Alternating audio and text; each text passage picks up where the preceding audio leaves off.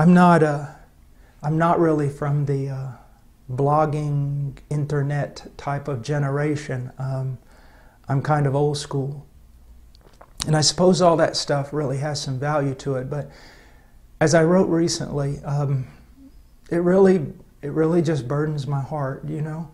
You see all these young men blogging and fighting over theological nuances. And in a way, many of them haven't lived long enough to even know or at least experience what they're talking about. And we'll sit there and we'll fill up the internet with this kind of stuff when there's literally billions of people who've not heard the gospel. I mean, it's insane. If you're listening to this and you're a young man, this is probably not your time to write a book and change the world or have a blog that gets hits from all over the planet. This is your time to prepare yourself to become a man of God. Not to be on the internet, but to be alone with God in prayer until He pours out His Spirit on you and makes you a useful servant. And then go out and don't be involved in pouring water on a land that's saturated. Go out with your life and preach the gospel to the nations that don't know Christ. Why be alive? The need is tremendous. But I'm not going to tell you that the need is so tremendous and God won't get it done without you. God will get it done without you. But what a loss. What a loss of joy. You know, I invite you to a life of just real sacrifice and a life of joy unspeakable and full of glory. Some of you young men, you need to think about this. You need to think about going out there and preaching the gospel, suffering for Christ and relishing that suffering. Now, I'm 49 years old and my body is broken into a million pieces. Like Robert Murray McShane said, you know, the Lord gave me a message and a horse, and I've killed the horse. And I feel that way, but I can tell you this, I'm glad. I'm glad. He's worth dying for, young men. And don't waste your life trying to be a theological expert to a bunch of people who already probably know more than you do. Get out there and preach the gospel. Go to the fields. Go to the places where it's dark. Preach the gospel of Jesus Christ. There's, you know, right now I'm just rejoicing in what God's doing in India and Nepal, but there's Tibet.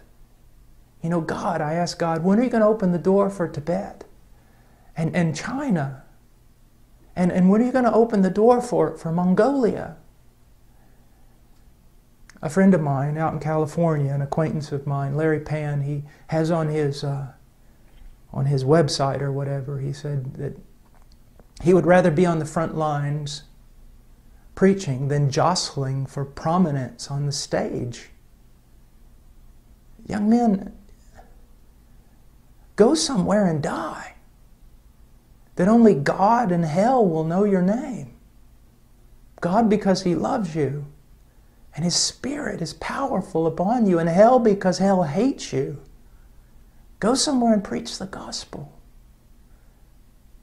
You know, I sometimes read the Puritans, and, well, I like the Puritans a lot, and Martin Lloyd-Jones and Charles Spurgeon, and then I look at the modern day preachers that we have been so blessed with. You know, men like John MacArthur and John Piper and Joel Beakey and so many brilliant men, Wayne Grudem and all these men. They're older men and they've studied a lot and God's given them a voice. Young men, don't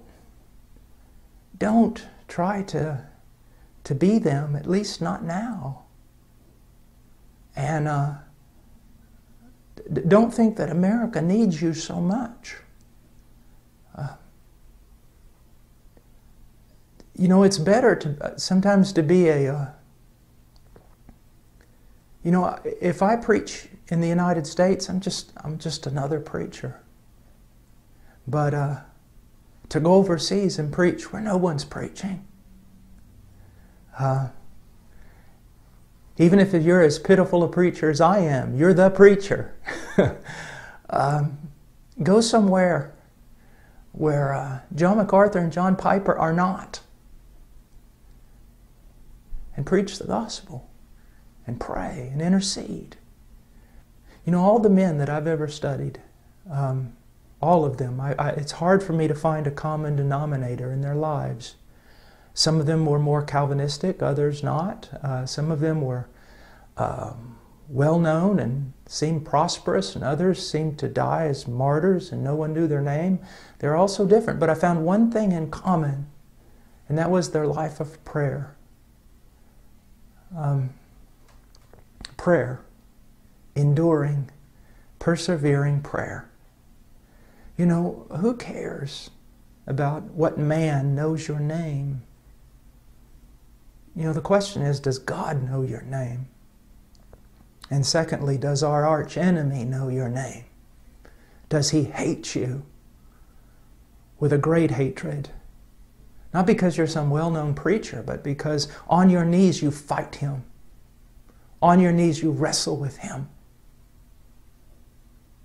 You've grabbed hold. You need to be a man of prayer. And because missions, like India and Nepal, everywhere else, it advances on prayer. You know, there's a few things that I've never heard. I've never heard an old man say that he wished he had spent less time with his wife and children. They always say the opposite. I've never met an old preacher who regretted spending too much time in prayer. But just about everyone I've ever met has regretted not spending enough time in prayer. You know, if you know the Word really well, and boy, you're just perfect, and your thinking and your logic is pristine, but you're not a man of prayer, you're not worth 2 cents in the kingdom of heaven. You're just not worth 2 cents in the kingdom of heaven. You'll be full of a lot of knowledge and proud and no power. No power. And I pray that you would not jostle for prominence on America's stage. That you'd go and die somewhere for Christ, and that your name would be known in heaven. That you'd be a man of prayer.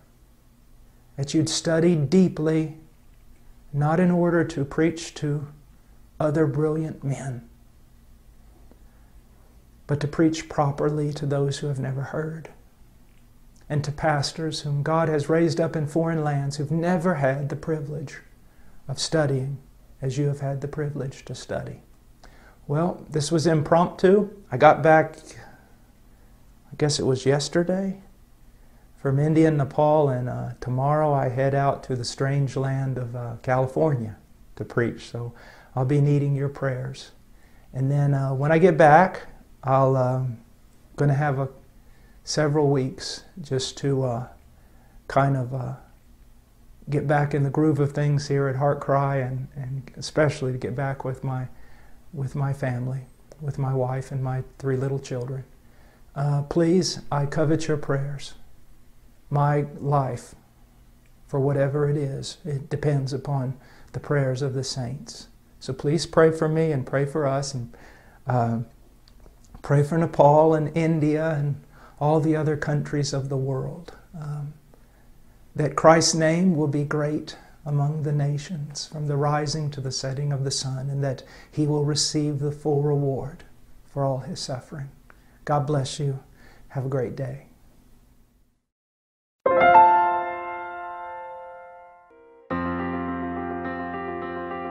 Please visit our website at heartcrymissionary.com. There you will find information about the ministry, our purpose, beliefs and methodologies, and extensive information about the missionaries we are privileged to serve.